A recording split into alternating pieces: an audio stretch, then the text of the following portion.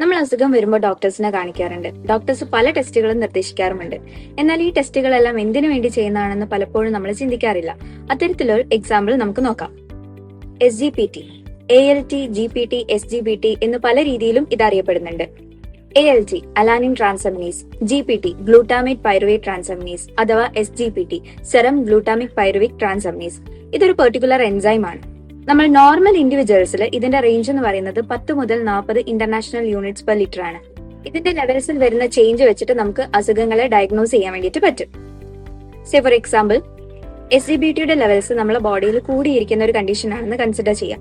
അങ്ങനെയാണെങ്കിൽ അത് ഇൻഡിക്കേറ്റ് ചെയ്യുന്നത് പല ലിവർ ഡിസീസുകളെയാണ്.